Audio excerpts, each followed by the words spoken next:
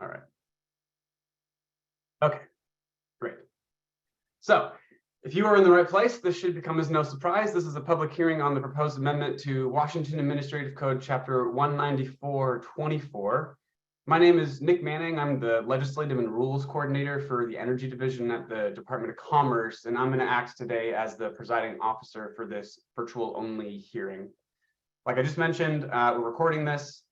As per the requirements of the Administrative Procedures Act, we will have the recording available and keep it for future reference.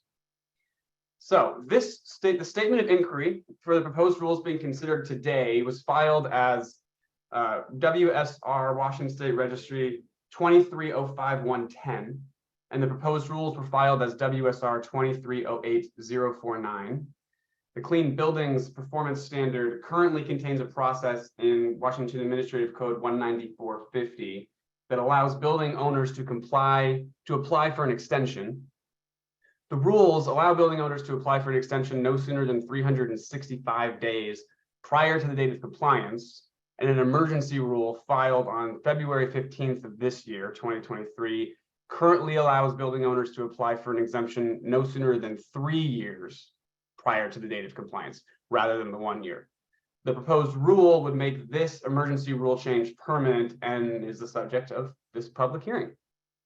And because I know this is probably going to be a point of confusion, just to be super clear, this public hearing is not one of our workshops on the Clean Buildings Expansion rulemaking, also known as Tier 2. So please, we ask the questions about the clean buildings not pertaining to this rule change today be brought to that forum, for which the next workshop is scheduled for May 18th. And you can register for that in a link that we will put in the chat. That is now in the chat. Thank you, Liz. All right, if that all makes sense, if everybody is in the right place, I'm going to go ahead and say how today is going to work, and then we can get going. So if anyone wishes to testify today, how we're going to do this is please put your name and affiliation in the chat box. And then for those who have called in, if you don't have access to that chat box or something to type your name into the chat box, please unmute yourselves now by pressing *6 and let us know your name and affiliation. So I'll take a second to let folks line up as a queue in the chat box. If you're unable to use the chat box, now is your invitation. Please go ahead, unmute yourself and give us your name and affiliation, and I'll add you to the queue.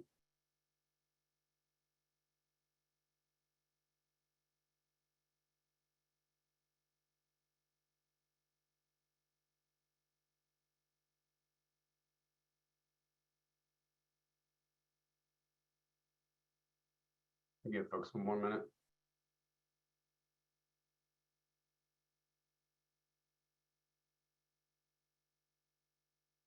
I worked in environmental policy through the pandemic, so I'm no stranger to pauses on Zoom chats. So fair warning, I'm very comfortable sitting in silence. So I'll give you guys enough time to make sure you get anything in that you'd like to. Thank you for folks that are putting names in the chat. I'm getting those.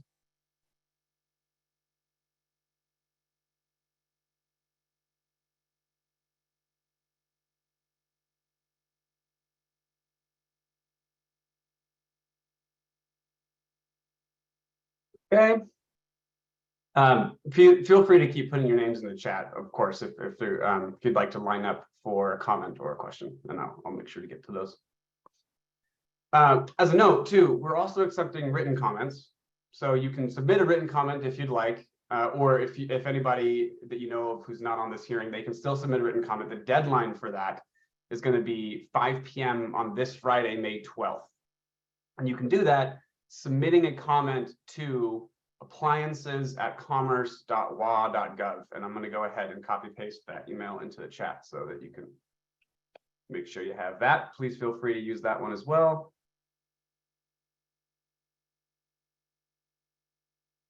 Okay, so the hearing will continue until everyone who's asked to comment has had an opportunity to testify.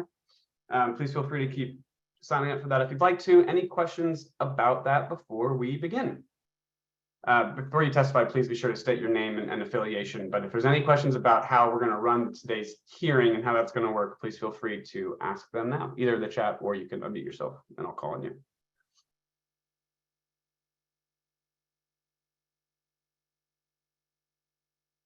Okay.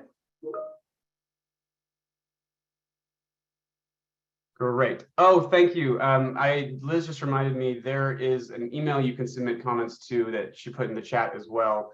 buildings@commerce.wa.gov. That's sort of got the whole buildings team looking at it and responding to comments in a timely manner. So if you are wondering about how these things work or questions about how we're doing these rulemakings, that's a good place to put those questions, and they'll get back to you with an answer. All right. So I'll go ahead and call on people. And then I'm not seeing any hands raised, so we'll just go with what's in the chat. By the way, really quick, if you're having any trouble with this, you can go to the bottom of your Zoom screen. If you see all the little squares, there should be a panel at the bottom of the screen where it says like security, participants, chat, that kind of thing. On that toggle bar at the bottom, there will be something called reactions. And if you click that, there's an option to raise your hand.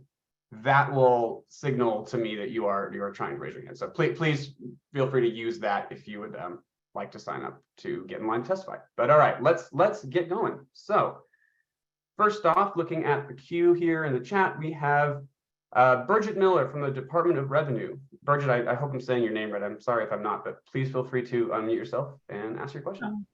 Close enough. I just put my name in the chat for attendance. I don't have a question. Thank you. Great, no problem, thank you. All right, then moving on to Remy Kerr. Again, I'm so sorry, y'all, if I'm getting your names wrong. Please feel free to correct me. Washington State Hospital Association. Remy, good morning. Good morning. Very close to my name, it's Remy Kerr. I'm a policy director with the Hospital Association, and we represent all hospitals across the state. We appreciate the department's efforts to incorporate our feedback into the exemption timeline, but we have 4 recommendations that we think could improve the process. So first, our overarching recommendation is the department take into account a hospital's ability to finance needed improvements. As everybody knows, hospitals are in a unique position following the response to the COVID-19 pandemic, and we have to be able to continue to provide care to our communities. Over half of all Washington hospitals financing comes from government reimbursement, which has a below cost fixed rate. So in other words, hospitals have limited options to increase revenue. Recently, the legislature approved increases for Medicaid payments to hospitals, but even with those increases, Medicaid pays well below the cost of care. And so losses from operations will continue for hospitals. Second, we would request that the department issue guidance to building owners about the criteria that will be used for granting exemptions no later than June 1st of this year. Immediate and heavy financial need is a vague and subjective standard. So we would ask that Commerce provide notice to stakeholders about what will be required, such as a hospital's days of cash on hand position or significant losses from operations. Third, our third recommendation is that the department notify applicants of the exemption decision within 60 days of an application so that building owners have as much time as possible to appropriately plan. And our last request would be that Commerce clarify what will happen if a building owner is granted an exemption, but then when they go to complete the 6-month attestation form, if their status has changed, will they still be required to then comply within the 6-month period, or will they have an alternative timeline? We just would like some written clarification about how that might work. And so thank you for the opportunity to offer these comments. I'm happy to answer any questions. And we also submitted more detailed written comments yesterday.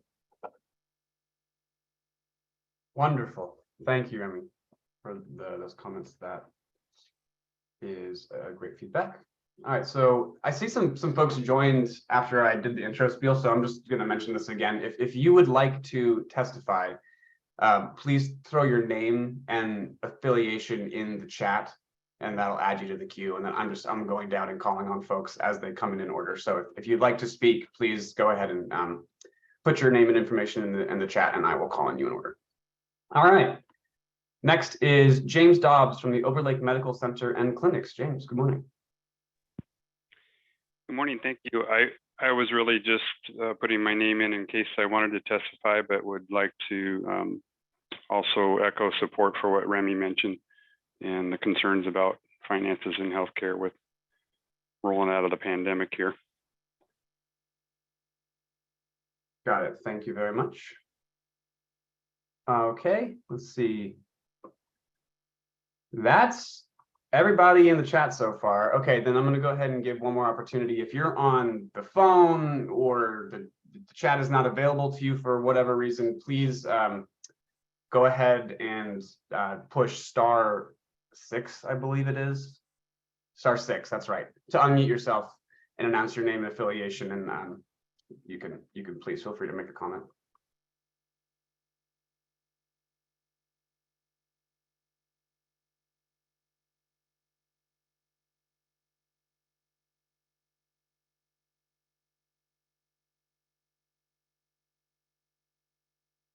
Should have prepped more jokes.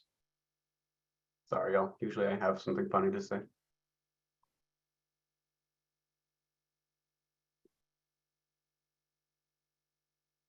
Give it just a couple more minutes in case anybody wants to put their name in the chat or unmute themselves.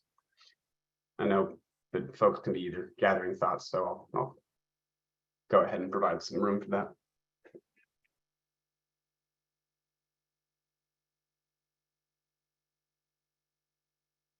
Aha, yes. Ian Brown, Seattle Public Schools. Good morning, Ian. What you got? Good morning. It's a similar vein. It's about finances. So Seattle Public Schools and many other school districts rely on their funding.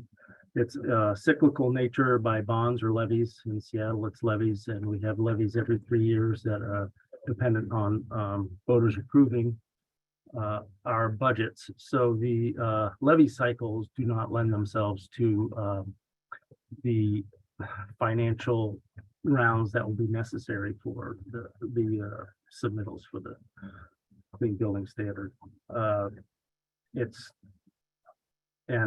Honestly, I'm not clear at this point whether that would be a financial hardship unto itself, just because of the cyclical nature of our funding. But that's our main sticking point. As it is now, our next levy is in 2 years, and if we want to include all of the buildings in our all of the 105 buildings that are in our portfolio, the ones that are not meeting their targeted UIs, we will be hard pressed to raise the funds to deal with all of those buildings by their submittal dates. Got it. Thank you for that. Anybody else? You see, it's like a couple more folks that just kind of joined from the waiting room, so I want to make sure they get a fair chance if they'd like to testify or make a comment.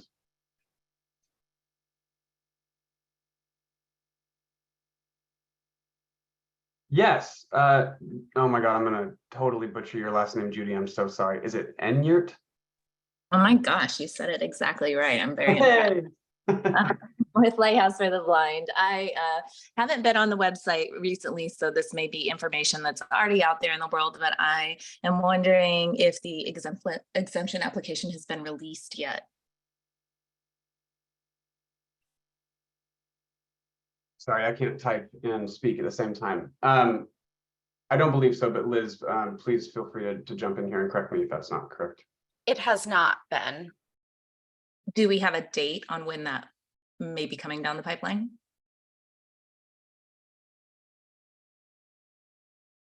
I am unsure at this time, but this is just a public hearing on the rule change in question, and you can feel free to send your comments to your questions about exemption guidance to buildings@commerce.wa.gov. I will drop that email address in the chat box.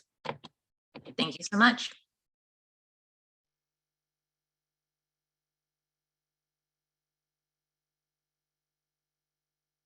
All right. Yes. I'm not even gonna try. David McCaughey. Very good. Hey. You're batting 1,000. Yeah, I mean, just more of a comment. it is to date so far quite a struggle to define. And I know I've tried to help your group come up with some sort of precedence that was set, hopefully years or decades ago in some RCW that would actually define hardship.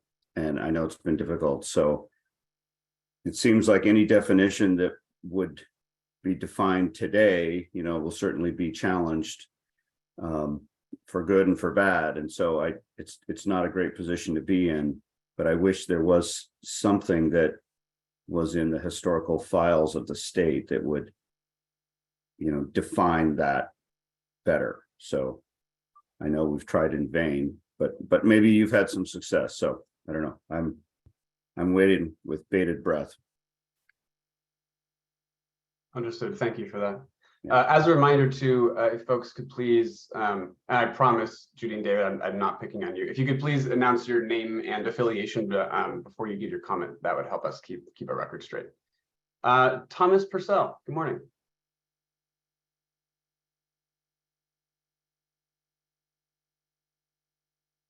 Hello. Yes, can hear you Okay, now. okay. I have to click the right button. My apologies. Joined the meeting late. I apologize for that. I came in and heard Ian Brown's comments from Seattle Public Schools. I represent the City of Bellevue Park System. And I kind of want to echo what he was talking about funding. Our funding quite often follows levies and levy cycles. Oftentimes those are 8 to 10 years apart. And we just had a levy vote, and it's going to be a long time before we're able to go back to the voters for additional money. As well as, on the municipal side of the house, we're dealing with buildings of historical significance. They exist in a historical register, as well as, a municipal swimming pool. And it seems, and with the hot water therapy pool, it seems like EUIs that are designated are very tight, very stringent, and almost unreasonable to meet without a significant investment. And when we put that kind of investment into something, we in turn have to charge the users more money. So at that point, you're alleviating people from a certain demographic that don't have that additional funding to come use our facilities. So I think there needs to be some real careful consideration of how this affects the people that are going to be paying the fees to use these buildings. They're open and accessible to all. And our warm water therapy pool serves the ADA community at large.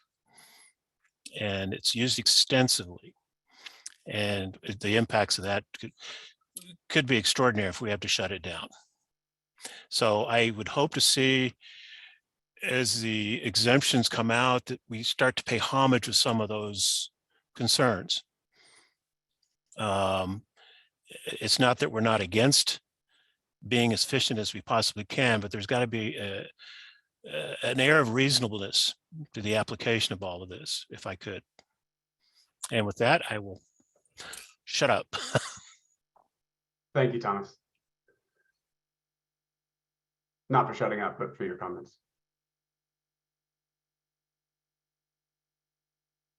All right, I'll do one more call. I think we're kind of at the point where there's not too many more folks in the waiting room who are kind of straggling in. So I think anyone who's here is likely here now. So I will provide one more pause for folks to throw their name and affiliation in the chat, or to push *6 to unmute yourself, or any final comments.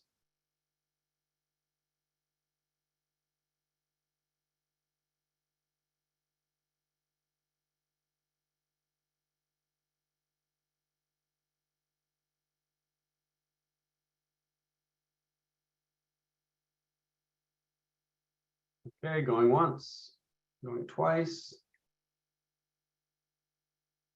Great, thank you all so much.